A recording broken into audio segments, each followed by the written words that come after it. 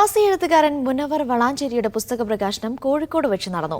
പകൽ കിനാവുകൾ എന്ന പേരിലുള്ള കഥാസമാഹാരം പ്രശസ്ത എഴുത്തുകാരൻ സുഭാഷ് ചന്ദ്രനാണ് പ്രകാശനം ചെയ്തത്. ചടങ്ങിൽ സാംസ്കാരിക രംഗത്തെ പ്രമുഖർ പങ്കെടുത്തു. അന്യം നിന്നു പോകുന്ന മാനുഷിക ബന്ധങ്ങളെ തിരിച്ചുപിടിക്കാൻ പ്രേരിപ്പിക്കുന്ന പ്രവാസ ലോകത്തെ അനുഭവങ്ങളുടെ വെളിച്ചത്തിൽ തയ്യാറാക്കിയ പുസ്തകത്തിൽ സ്ത്രീ ശാക്തീകരണം, പ്രവാസികൾ നേരിടുന്ന വെല്ലുവിളികൾ, പ്രവാസ ലോകത്തെ ചതിക്കുഴികൾ എന്നീ വിഷയങ്ങളാണ് പ്രമേയമാക്കിയിരിക്കുന്നത്. 17 കഥകളുള്ള ഒരു പുസ്തകമാണ്.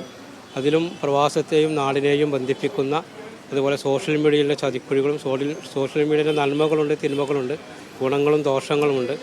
അപ്പോൾ അതൊക്കെ ഒരുക്കിയിട്ടുള്ള ഒരു പുസ്തകമാണ്. KN കുഞ്ഞഹമ്മദ്, PK പാറക്കടവ് ഉൾപ്പെടെയുള്ള പ്രശസ്ത സാഹിത്യകാരന്മാർ ചടങ്ങിൽ പങ്കെടുത്തു. 2003 ഒക്ടോബർ 7 ഗസയിലെ മനുഷ്യർ, പാലസ്തീനിലെ മനുഷ്യർ പീഡനം അനുഭവിച്ചുകൊണ്ടിരിക്കുന്നത്, ആക്രമണം അനുഭവിച്ചുകൊണ്ടിരിക്കുന്നത് അതിനും എത്രയോ പിറകിലേക്കാണ്. ഐക്യരാഷ്ട്രസഭയുടെ സെക്രട്ടറി ഗുട്ടറസ് പറഞ്ഞത് 2003 പ്രതിരോധം ശൂന്യതയിൽ നിന്നുണ്ടായതല്ല, അത് 1948 ആരംഭിച്ചതാണ് എന്നാണ്.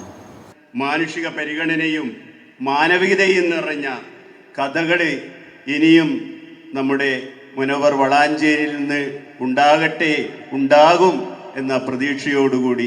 അജ്മാനിൽ വൈദ്യുതി വകുപ്പിൽ ജോലി ചെയ്തിരുന്ന മുനവർ പത്രപ്രവർത്തന രംഗത്തും കയ്യൊപ്പ് പതിപ്പിച്ചിട്ടുണ്ട്. മീഡിയ 1 കോഴിക്കോട്.